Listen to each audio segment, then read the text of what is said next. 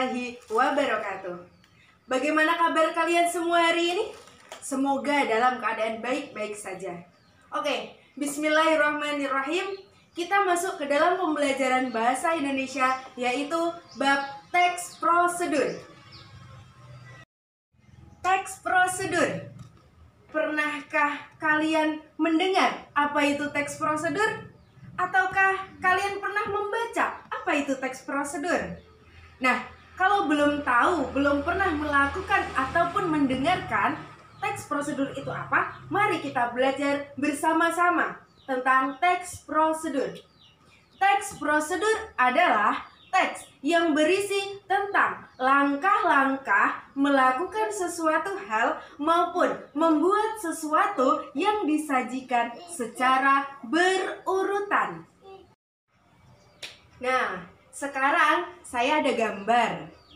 Gambar yang pertama, kalian membuat ini? Atau pada gambar yang kedua, pernahkah kalian membuat ini? Ada lagi gambar yang ketiga, pernahkah kalian melakukan ini? Nah, kalau kalian pernah membuat ataupun melakukan dari gambar-gambar yang tadi, pastinya kalian tahu langkah-langkahnya. Langkah membuat puding, langkah membuat mie instan, dan langkah-langkah melakukan tarian.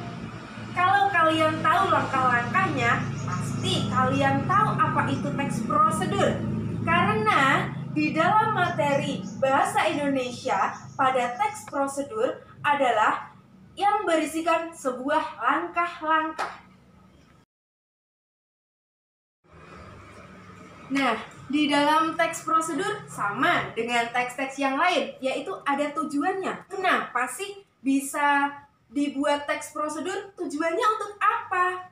Yaitu tujuan teks prosedur untuk memudahkan pembaca memahami bagaimana cara membuat atau melakukan sesuatu secara tepat, sehingga tujuan dapat tercapai secara efektif dan efisien. Itu adalah tujuan dari teks prosedur. Sekarang jenis-jenis teks prosedur.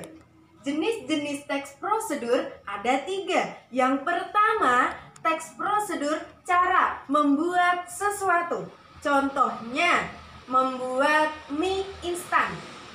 Lalu, jenis yang kedua yaitu teks prosedur cara melakukan sesuatu. Contohnya, membersihkan sepatu. Lalu, jenis yang ketiga yaitu teks prosedur cara memainkan sesuatu. Memainkan berarti contohnya apa? Contohnya adalah memainkan alat musik.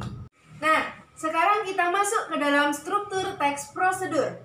Karena di dalam sebuah teks itu pasti ada strukturnya. Karena untuk membedakan antara teks satu dan teks yang lainnya itu berupa struktur tadi. Oke, sekarang struktur teks prosedur yang pertama yaitu adanya tujuan. Tujuan ini berisikan pembukaan kenapa bisa dibuat judul teks prosedur tersebut. Lalu untuk struktur yang kedua yaitu adanya alat dan bahan. Alat dan bahan ini bisa ada, bisa tidak di dalam teks prosedur.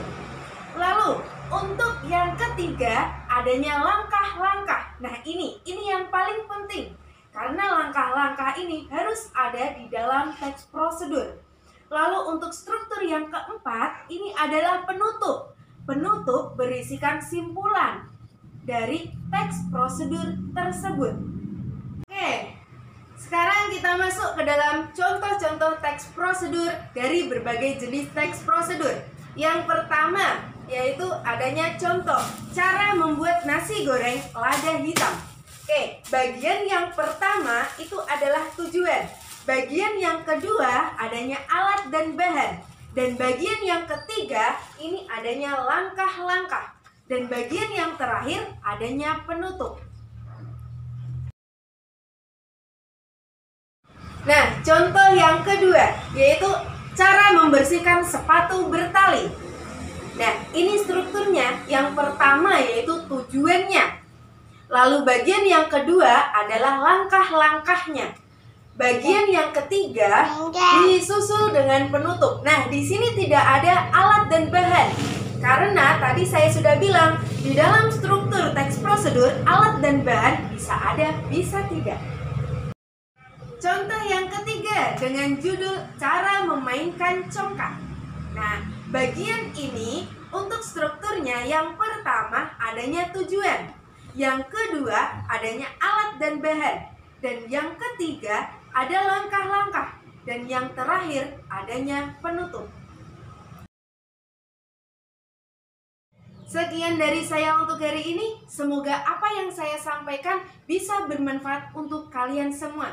Dan semoga pandemi ini bisa cepat berlalu biar kalian semua bisa belajar dengan nyaman, hikmat.